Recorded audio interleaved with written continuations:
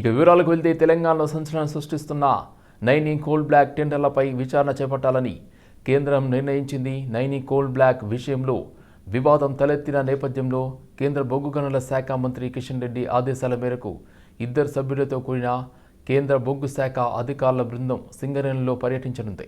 Mining కారణంగా అక్కడ చుట్టుపక్కల గ్రామాలు కానీ చుట్టుపక్కల ప్రాంతాలు కానీ ఎఫెక్ట్ అవుతే రోడ్లు వేయడం కోసం కానీ మెడికల్ క్యాంపులు నిర్వహించడం కోసం కానీ ఉపాధి అవకాశాలు పెంచడం కోసం కానీ మౌలిక వసతులు కల్పించడం కోసం కానీ ఆ ఎఫెక్టెడ్ ఏరియాలో ఖర్చు పెట్టడం కోసం డిస్ట్రిక్ట్ మినరల్ ఫండ్ అని ఉంటుంది.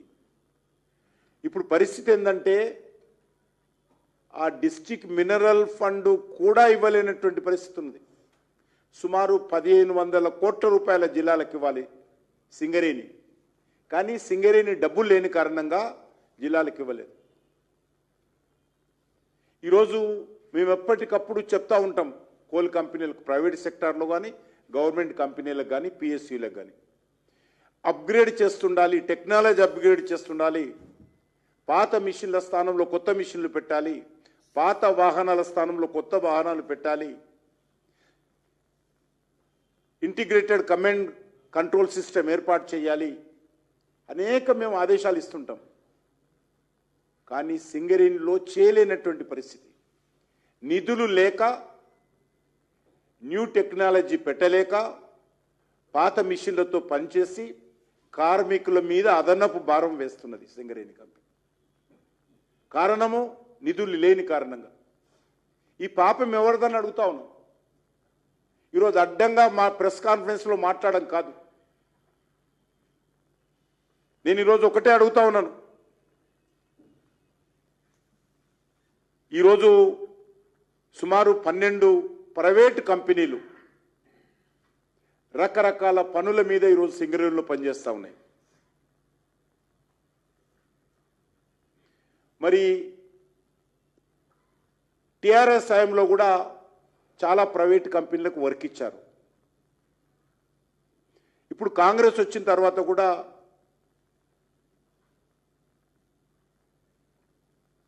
ఎవరినిచ్చారో లేదో తెలుసుకోవాల్సినటువంటి అవసరం ఉంది.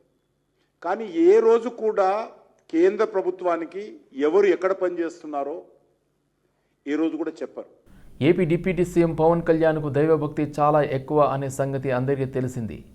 వీలున్నప్పుడల్లా ఆయన దేవాలయాలను దర్శిస్తూనే ఉంటారు. తాజాగా ఆయన కోటప్పకొండ త్రికోటేశ్వర స్వామి వారిని దర్శించుకున్నారు.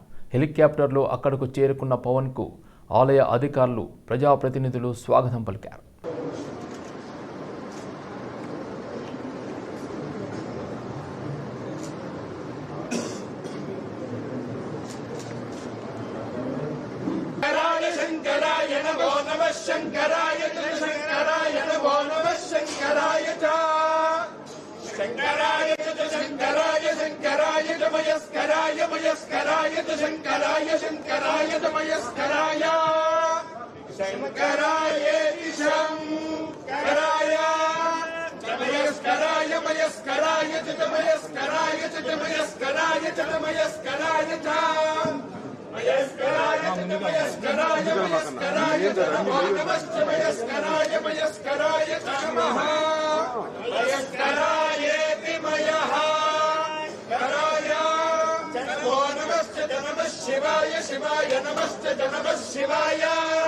హైదరాబాద్లోని కేఎల్ యూనివర్సిటీలో ప్రతి ఏటా అకాడమిక్ ఇయర్ మెరిట్ విద్యార్థుల కోసం అందించే కేఎల్ యూనివర్సిటీ 100 కోట్ల స్కాలర్షిప్ బ్రోచర్ను రిలీజ్ చేశారు రాష్ట్ర లేబర్, మైనింగ్, జియాలజీ మినిస్టర్ గడ్డం వివేక్. కేఎల్హెచ్ యూనివర్సిటీలో నిర్వహించిన ఈ కార్యక్రమంలో ముఖ్య అతిథిగా మినిస్టర్ గడ్డం వివేక్తో కలిసి కళాశాల డైరెక్టర్లు, ప్రిన్సిపల్లు జ్యోతి ప్రజ్వలన చేసి వ్యక్తిత్వ వికాసం, ఉన్నత విలువలు అనే అంశంపై ప్రసంగించారు. కేఎల్హెచ్ యూనివర్సిటీ పేద, మెరిట్ విద్యార్థుల కోసం తీసుకున్న ఈ 100 కోట్ల స్కాలర్షిప్ నిర్ణయాన్ని అభినందించారు. కళాశాలలో నేర్చుకున్న చదువుతో పాటు క్రమశిక్షణ మాత్రమే జీవితంలో ఉన్నత స్థాయికి తీసుకెళ్తుందని విద్యార్థులను ఉద్దేశించి మాట్లాడారు. ఒక్కొక్క ఇన్స్టిట్యూట్లో గవర్నమెంట్ తరపున కూడా విద్యార్థులను ప్రోత్సహించి స్కిల్స్ను డెవలప్ చేసే దిశగా 250 కోట్లను మంజూరు చేస్తున్నామన్నారు. తెలంగాణలో ముఖ్యంగా ప్రతి కుటుంబానికి విద్యా వైద్యంపైనే ఎక్కువ ఖర్చు అవుతుందని, దీనిలో భాగంగానే పేద ప్రజలకు ఇబ్బంది కలగవద్దనే ఉద్దేశంతో రాజీవ్ ఆరోగ్యశ్రీ పథకంలో భాగంగా 5 నుండి 10 లక్షల వరకు మార్చామని, ఏదేమైనా ఉన్నత విద్యను అందించాలనే సదుద్దేశంతో ఉన్న ఇలాంటి యూనివర్సిటీలు తెలంగాణకు అవసరమని, ఇలాంటి యూనివర్సిటీల వల్లే పిల్లలకు మంచి భవిష్యత్తు, ఉద్యోగాలు లభిస్తాయన్నారు. So these are the few things we have been doing. So you all need to see how I have a place in this journey. So all I have to have this passion. Whatever you do, please do it passionately. Because only when you do it passionately, you will know that success is not far off. So we all have to see, along with doing hard work, perseverance, determination to achieve your goals. These are the few things we all need to imbibe, need to learn and keep learning. And please don't forget, because once you go forward, you keep forgetting what good things you learned over a period of time.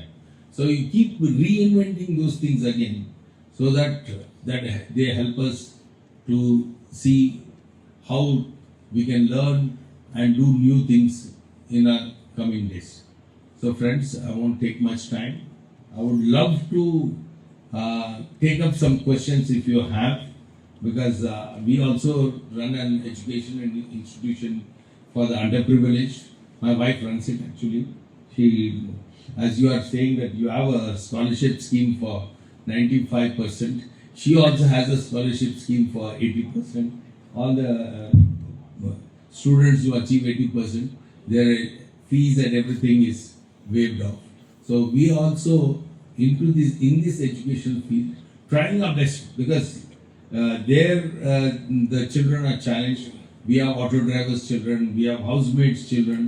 So there is a greater challenge for us in those areas.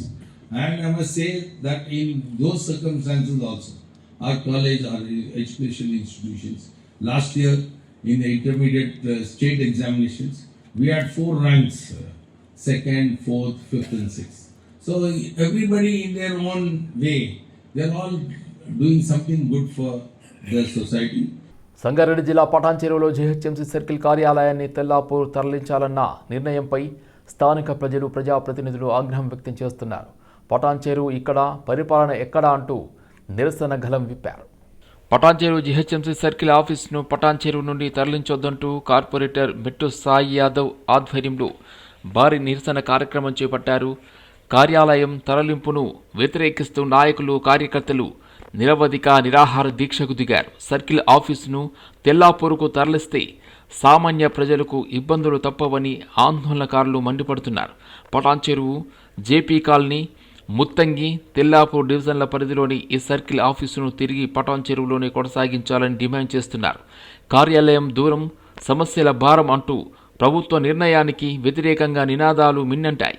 ప్రజలకు అందుబాటులో ఉండాల్సిన కార్యాలయాన్ని కిలోమీటర్ల దూరంలో ఉన్న తెల్లాపూర్కు తరలించడం వెనుక ఆంతర్యం ఏంటని బాధితులు ప్రశ్నిస్తున్నారు. ప్రభుత్వం స్పందించి ఈ నిర్ణయాన్ని వెనక్కి తీసుకునే వరకు పోరాటం ఆపబోమని కార్పొరేటర్ మెట్టు కుమార్ యాదవ్ స్పష్టం చేశారు. పటాన్ చెరువు బీఆర్ఎస్ పార్టీ తరఫున మన అందరికీ తెలిసిన విషయమే, సర్కిల్ ఆఫీస్ పేరేమో పటాన్ చెరువు, కానీ విధులేమో నిర్వహించేది తెల్లాపూర్. నిజంగా ఎంత ఘోరం అంటే ప్రభుత్వం తీసుకున్న నిర్ణయం చాలా విడ్డూరంగా ఉంది, ఘోరంగా ఉంది. నిజంగా పటాన్ చెరువు, జేపీ కాలనీ, ముత్తంగి, తెల్లాపూర్ ఈ 4 వార్డులను కలిపి ఒక సర్కిల్గా నిర్ణయించారు. ఆ సర్కిల్కి ఏమో పేరు పటాన్ చెరువు, సర్కిల్ ఆఫీస్ కూడా పటాన్ చెరువులో ఉంది. కానీ ఈరోజు ఏం చేస్తున్నారంటే తెల్లాపూర్లో ఆఫీస్ బాగుంది, అక్కడ నిధులు నిర్వహించవచ్చు అన్న ఉద్దేశంతో తెల్లాపూర్లో పోయి నిధులు నిర్వహిస్తున్నారు. కానీ మీరు ఒకటి ఆలోచించాలి, ఏ ప్రభుత్వం అయినా ప్రజల సంక్షేమం కోరాలి, ప్రజల బాగోగులు కోరాలి, ప్రజల యొక్క కష్టసుఖాలు కోరాలి. కానీ ప్రజల బాగోగులు, కష్టసుఖాలు గాలికి వదిలేసి ఇవాళ తెల్లాపూర్కు అధికారులు పోయి అక్కడి నుంచి పరిపాలన సాగిస్తున్నారు. ఈడ ఉండేదేమో పేద ప్రజలు, ఈడ ఉండేదేమో కార్మికులు, కర్షకులు, ఈడ ఉండేదేమో అన్ని రంగాలకు సంబంధించిన వ్యాపారానికి సంబంధించిన వ్యక్తులు కూడా ఇక్కడనే ఎక్కువ మంది ఉన్నారు. ఇలాంటి వాళ్లకు ఈ పాలనను దూరం చేస్తుంది కాంగ్రెస్ ప్రభుత్వం. నిజంగా ఈ నిర్ణయం తీసుకుంది చాలా తప్పిదమైన నిర్ణయం. పటాన్ చెరువుకు ఒక మంచి పేరుంది. పటాన్ చెరువు ఒక హెడ్ క్వార్టర్. పటాన్ చెరువు 15 సంవత్సరాల నుంచి ఇక్కడ సర్కిల్ ఆఫీస్ నడుస్తుంది. 15 సంవత్సరాల నుంచి లేని ఇబ్బందులు, బాధలు ఇవాళ అధికారులకు వచ్చినాయంట. మాకు అనుకూలంగా ఉందని తెల్లాపూర్ పోవడం జరిగింది. తప్పు. ఎందుకంటే పటాన్ చెరువు ప్రాంతం లోపల ఒక లైట్ కావాలన్నా, లేకపోతే ఒక మోరీ కావాలన్నా, ఒక రోడ్డు కావాలన్నా, ఇంకొక డెత్ సర్టిఫికేట్ కావాలన్నా, ఒక బర్త్ సర్టిఫికేట్ కావాలన్నా, ఒక మొటేషన్ చేసుకోవాలన్నా, లేకపోతే ఎన్నో బాధలు ఉంటాయి, ఎన్నో అవసరాలు ఉంటాయి. అవసరాలకు అనుగుణంగా ఈ ఆఫీస్ దగ్గర ఉండే ఆ ఆఫీసును తీసుకుపోయి తెల్లాపూర్లో పెట్టడం ఇది సరికాదు. మీరు తెల్లాపూర్లో కూర్చోవాలంటే వార్డ్ ఆఫీస్కు సంబంధించిన అధికారులను అక్కడ కూర్చోమనండి. కానీ సర్కిల్ ఆఫీస్కు సంబంధించిన అధికారులు మొత్తం కూడా పటాన్ చెరువులో కూర్చోవాలని ఒక డిమాండ్ చేస్తున్నాం. రానున్న మున్సిపాలిటీ ఎన్నికల్లో యువతకు ఎక్కువ ప్రాధాన్యత ఇవ్వడం జరుగుతుందని ఆమ్ ఆద్మీ పార్టీ రాష్ట్ర వర్కింగ్ ప్రెసిడెంట్ బుర్ర రాముగౌడ్, రాష్ట్ర కన్వీనర్ హేమ సుదర్శన్ జిల్లోజు హైదరాబాద్ ఆప్ రాష్ట్ర కార్యాలయంలో విలేకరుల సమావేశం నిర్వహించారు. ఈ సందర్భంగా వారు మాట్లాడుతూ కాంగ్రెస్ ప్రభుత్వం వచ్చి 2 ఏళ్లు పూర్తయినా కూడా ఇప్పటికే గ్రామాల్లోని మున్సిపాలిటీలో ఎక్కడ చెత్త అక్కడే పేర్కొని ఉండటం జరుగుతుందని ధ్వజమెత్తారు. అభివృద్ధి కార్యాల పేరిట సీఎం రేవంత్ రెడ్డి తమ బంధువులకే ఎక్కువగా ప్రాధాన్యత ఇవ్వడం జరుగుతుందని దుయ్యబట్టారు. ఆమ్ ఆద్మీ జాతీయ పిలుపు మేరకు రాష్ట్రంలో కూడా పార్టీని విస్తరించడం జరుగుతుందని పేర్కొన్నారు. రాష్ట్రం అభివృద్ధి జరగాలంటే రాబోయే రోజుల్లో ఆమ్ ఆద్మీ పార్టీలో ప్రతి ఒక్కరూ టికెట్లను తీసుకొని గెలుపు పొంది గ్రామాలను అభివృద్ధి చేయాలని పిలుపునిచ్చారు. మున్సిపాలిటీ ఎలక్షన్లకి ఆమ్ ఆద్మీ పార్టీ తెలంగాణ శాఖ ఎలక్షన్ బరిలో దిగనుంది. సో ఇక మీద ఈ అధికార పార్టీలు ఏమైనా ఉన్నా పైసల కోసం రౌడీయిజం చేసే ఏ పార్టీలో ఉన్నా కానీ వాళ్ళందరికీ ఫ్యామిలీ వచ్చేసి ఏంటిది అధికారంలో రావాలి అనే దాంట్లో లేకుండా ఆమ్ ఆద్మీ పార్టీ ఖచ్చితంగా వచ్చేసి యువతకు, ముఖ్యంగా యువతకు ఏంటిది అన్యాయం చేయకుండా ఉండే వాళ్ళ అందరికీ వచ్చేసి పక్కా టికెట్ ఇస్తుంది. ఈ మున్సిపల్ ఎలక్షన్లో ముఖ్య ఉద్దేశంగా మేము పోవడానికి కారణం కూడా ఒకటి. ఎందుకంటే ఈ రోజున చూసుకుంటే అధికారంలోకి వచ్చినాక 2 సంవత్సరాలలో పరిపాలన అనేది నశించిపోయింది. మున్సిపల్ ఎలక్షన్లో పూర్తి స్థాయిలో పోటీ చేస్తుందని చెప్పడానికి ఈ యొక్క ప్రెస్ మీట్ని ఏర్పాటు చేస్తున్నాం. తెలంగాణలో ఈరోజు ప్రజలను విస్మరించిన ఈ కాంగ్రెస్కి బుద్ధి చెప్పాలని ఈరోజు ఈ మున్సిపాలిటీ ఏరియాలలో హైదరాబాద్ని పట్టించుకున్నంతగా మున్సిపాలిటీలను పట్టించుకునే దిశగా ఈరోజు కాంగ్రెస్ లేదు. ఎందుకోసమంటే హైదరాబాద్ చుట్టే ఉంటున్నారు వీళ్ళు, కానీ ఆ లోకల్లో ఏదైతే గ్రామీణ ప్రాంతాల్లో ఉన్న మున్సిపాలిటీస్లు ఏవైతే ఉన్నాయో, జిల్లాల మున్సిపాలిటీస్లు ఏవైతే ఉన్నాయో వాటిని పట్టించుకునే పరిస్థితి కాంగ్రెస్కి లేదు. కాబట్టి ఈరోజు అక్కడ డ్రైనేజ్ వ్యవస్థ దెబ్బతిన్నది, రోడ్లు దెబ్బతిన్నాయి. అసలు ముఖ్యంగా ఈ మున్సిపాలిటీలో ఏదైతే అతి దారుణంగా ఏదైతే దోపిడీ జరుగుతుంది, దొంగతనాలు జరుగుతున్నాయి అనేది నిజం. ఎందుకోసం అంటే ఎక్కడ చూసినా మున్సిపాలిటీలో అవినీతియే, ఎక్కడ చూసినా మున్సిపాలిటీలో కాంగ్రెస్ రాజ్యమే, ఎక్కడ చూసినా ఈ మున్సిపాలిటీలో రేవంత్ రెడ్డి అనుచరులే కానీ ప్రజల కోసం పనిచేసే ఏ నాయకుడు లేరు. కాబట్టి ఆమ్ ఆద్మీ పార్టీ 2996 మున్సిపాలిటీలలో వార్డులలో ఆమ్ ఆద్మీ పోటీ చేయడానికి సిద్ధంగా ఉంది. ఆధ్యాత్మిక, విద్యా, సామాజిక సేవా రంగాల్లో 75 ఏళ్ల సేవా ప్రస్థానాన్ని పురస్కరించుకొని చిన్మయ మిషన్ ఆధ్వర్యంలో 24 నుండి 2 రోజుల పాటు నగరంలోని ఎన్టీఆర్ స్టేడియంలో అమృత మహోత్సవం పేరుతో కార్యక్రమాలు నిర్వహించనున్నట్లు సంస్థ ఇన్ఛార్జ్ స్వామి సర్వేశానందజీ తెలిపారు. బేగంపేటలోని చిన్మయ మిషన్లో నిర్వహించిన విలేకరుల సమావేశంలో మిషన్ ఇన్ఛార్జ్ స్వామి సర్వేశానందజీ, సిఎంజిహెచ్ అధ్యక్షుడు హరీష్ కుమార్ అమృత మహోత్సవం గోడపత్రికలను ఆవిష్కరించారు. ఈ సందర్భంగా వారు మాట్లాడుతూ ఈ 2 రోజుల కార్యక్రమంలో భాగంగా పూజ్య గురుదేవ స్వామి చిన్మయానందజీ వారి పావన జీవితాన్ని, దూరదృష్టితో సాగుతున్న చిన్మయ మిషన్ సేవా కార్యక్రమాలను స్మరించుకునేందుకు భక్తులు తరలి రావాలని విజ్ఞప్తి చేశారు. డిప్యూటీ సీఎం బట్టి విక్రమార్క ముఖ్య అతిథిగా హాజరు కానున్నట్లు తెలిపారు. If I have to do well, somebody else has to do badly. Or if I have to be successful, I must all the time be working. So there is no time for family, happiness, peace, all that. Because I am busy with something. Vedanta actually teaches you that you can do both together. And I think that's a very important aspect. That you can have peace with prosperity. You can have happiness with success. This is Vedanta. Right? And this was thought of by Gurudev, Swami Chinmayananda ji. We are all grateful to his vision that he was inspired. He was a journalist like all of you in his Purvashram. And also took part in the freedom movement. And after that, he decided to go into sannyas. విశ్వవ్యాప్తంగా అద్భుతమైనటువంటి సేవలు అందిస్తూ పూజ్య గురుదేవులు స్వామి చిన్మయానందుల వారి లక్ష్యం ఏంటంటే పుట్టిన ప్రతి వ్యక్తి చివరి వరకు వేదాంతం అనేది అందించడం. సో చిన్నపిల్లలకి బాలవిహారు, యువకులకి యువ కేంద్ర, ఆడవాళ్ళకి దేవి గ్రూపు, పని చేసుకుంటున్నటువంటి వాళ్ళు, ఉద్యోగాలు చేసుకుంటున్నటువంటి వాళ్ళకి స్టడీ గ్రూపు, అలాగే వయోవృద్ధులకు కూడా వృద్ధాశ్రమాలు, ఇలా పూర్తి యావత్ జీవితము అందరినీ కవర్ చేసేటట్టుగా కార్యక్రమాలు విశ్వవ్యాప్తంగా చేస్తున్నారు. ఈ 75 సంవత్సరాలుగా అందించినటువంటి ఆ సేవల్ని గుర్తిస్తూ మన కృతజ్ఞతగా ఈ 75వ సంవత్సరాన్ని అమృత్ మహోత్సవ్ అని సెలబ్రేట్ చేసుకోబోతున్నాం. అమృతం అంటే అమృతతుల్యము, మరణం లేనటువంటి ఆ విద్యను, ఆ వేదాంత శాస్త్రాన్ని అందరికీ అందచేయడమే. విదేశీ యూనివర్సిటీలతో పోటీగా మన దేశంలోని పలు యూనివర్సిటీల్లో చదువుకోవడానికి విద్యార్థులు ఆసక్తి చూపుతున్నారని, గడిచిన 5 ఏళ్లలో ఈ సంఖ్య రెట్టింపు అవుతూ వస్తున్నదని ఒరిక్స్ నెక్స్ట్ ఎండి క్రాంతి కుమార్ అన్నారు. జేఆర్సీ కన్వెన్షన్లో ఏర్పాటు చేసిన ఎడ్యుకేషన్ కన్సల్టెంట్ యూనివర్సిటీ ప్రతినిధుల మీట్లో ఆయన మాట్లాడారు.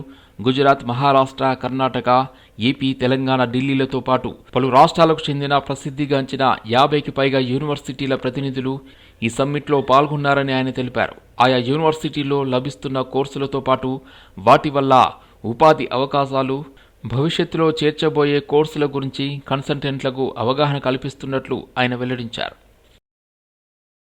ఈ ఓరిక్స్ యొక్క ముఖ్య ఉద్దేశం ఏంటంటే ఇండియాలో ఉన్న ప్రఖ్యాత యూనివర్సిటీలని అన్ని యూనివర్సిటీలని ఒకే వేదిక మీదకి తీసుకురావడమే మా ఓరిక్స్ ఒక కనెక్ట్ ఒక ముఖ్య ఉద్దేశము. దీనికి మనకు అరౌండ్ 40+ యూనివర్సిటీస్ మన హైదరాబాద్ సిటీ నుంచి అండ్ గుజరాత్ నుంచి, మహారాష్ట్ర నుంచి అండ్ కర్ణాటక నుంచి ప్రఖ్యాత యూనివర్సిటీలు వచ్చాయి. దాంతోపాటుగా మన కన్సల్టెంట్స్ కూడా అరౌండ్ 700+ కన్సల్టెన్సీస్ పార్టిసిపేట్ చేస్తున్నారు. అంటే కన్సల్టెంట్లకు ఏం ఉపయోగం అని అంటే ఈ యూనివర్సిటీస్తో టైఅప్ అయ్యి ఎంఓయూస్ కానీ లేదంటే నెక్స్ట్ ఆ యూనివర్సిటీస్తో వర్క్ చేసుకోవడానికి కానీ కొత్త వాళ్ళకి ఒక ఆపర్చునిటీ అనేది ఈ కల్పించడమే ఈ ఓరిక్స్ యొక్క ముఖ్య ఉద్దేశము. ఎన్ని స్టాల్స్ ఇక్కడ? సార్ ఇక్కడ సుమారుగా 50 స్టాల్స్ వరకు వచ్చాయి sir. Only 1 day event madam. ఇది అంటే B2B ఈవెంట్ కాబట్టి, ఇది కన్సల్టెంట్ టు కన్సల్టెంట్ ఈవెంట్ కాబట్టి మనం 1 డే కండక్ట్ చేస్తున్నాం. మన 50 యూనివర్సిటీస్ దాకా పార్టిసిపేట్ చేస్తున్నాయి సార్. స్టూడెంట్స్ కాదు మేడం, ఇది ఓన్లీ విజిటర్స్ 700+ వస్తున్నారు మేడం. ఇక్కడ అన్నిట్లో ప్రతి యూనివర్సిటీ ప్రతి ఒక్కరికి నెంబర్ 1 అంటారు, కానీ అసలైన నెంబర్ 1 గురుకాశి అని ఎందుకు చెప్తామంటే NAAC A++లో నెంబర్ 1 UGC కేటగిరీ 1లో ఉన్నది. ICAR accreditation 35 MOUs and approvals ఉన్నాయి. వీటన్నిటిలో నెంబర్ 1, కానీ ఒక్క దాంట్లో మాత్రం లాస్ట్లో ఉన్నాం. ఫీజులో అతి తక్కువ ఫీజు, దాంట్లో మాత్రం లాస్ట్లో ఉన్నాం. కేవలం 8 లక్షల్లో హాస్టల్ ఫుడ్ అకామిడేషన్తో ఇస్తూ ఎంతోమంది PROలకు ఏజెంట్లకు కూడా అతి తక్కువ ఫీజుతో మంచి ఇన్సెంటివ్ ప్రొవైడ్ చేసి చాలా మంచి ఫ్యూచర్ సెటిల్మెంట్ చేసుకోవాలని ఈ ఒరిక్స్ కనెక్ట్ తరఫున మా గురుకాశి యూనివర్సిటీ తరఫున మేము కోరుకుంటున్నామండి. అమీర్పేట్ మైత్రివనం దగ్గర మాస్ట్రోడైనమిక్స్ సౌత్ ఇండియా హెడ్ ఆఫీస్ ఉంది. ఖైరతాబాద్ ప్రధాన రహదారిపై స్పాట్ FIR నమోదు చేశారు ఖైరతాబాద్ జోన్ పోలీసులు. ఖైరతాబాద్ జోన్ డీసీపీ శిల్పవల్లి నేరుగా ఘటనా స్థలానికి చేరుకుని బాధితుల నుండి ఫిర్యాదు స్వీకరించారు. గోషామహల్ నుండి ఎర్రమంజిల్కు వెళ్తున్న క్రమంలో స్నాచింగ్ జరిగింది. ద్విచక్ర వాహనాలపై వచ్చిన యువకులు బ్యాగ్ను లాక్కొని వెళ్లిపోవడంతో షాక్కు గురైన జంట ఉమాదేవి దంపతులు ఉద్యోగ అన్వేషణలో భాగంగా గోషామహల్ నుండి ఎర్రమంజిల్కు వెళ్తున్న క్రమంలో ఈ ఘటన జరిగింది. నా పార్ట్ తీసేస్తున్నారు. ఇక్కడ సార్ వాళ్ళకి చెప్పాను, వాడిని వెంబడించి మెట్రో లైన్ మొత్తం వెళ్ళాక అక్కడ పోలీస్ వాళ్ళు వెతికి CCTV మొత్తం చూపించారు. మళ్ళా ఈ స్టేషన్ అని వీళ్ళకి అప్పగించారు. వీళ్ళు యాక్షన్ తీసుకున్నారు. నాది మొత్తం MFIR ఫైర్ చేయాలో చేశారు. పోలీస్ వాళ్ళకి నేను కృతజ్ఞతలు చెప్తున్నాను సార్. చాలా మంచి పని ఉన్న దగ్గరనే నన్ను హెల్ప్ చాలా చేశారు సార్. పోలీస్ వాళ్ళైతే ఇప్పుడు చాలా హెల్ప్, నేనైతే గ్రేట్ అంటాను. నా పేరు ఉమా సార్. పోలీస్ వాళ్ళకైతే నేను హ్యాండ్సప్ చెప్తున్నాను. నేను చెప్పిన ఇమీడియట్ ఒక 10 minutes లోనే వాళ్ళు యాక్షన్ తీసుకున్నారు. అక్కడ పోలీస్ వాళ్ళైనా ఇక్కడ పోలీస్ వాళ్ళైనా గ్రేట్. నేనైతే హ్యాండ్సప్ చెప్తున్నాను.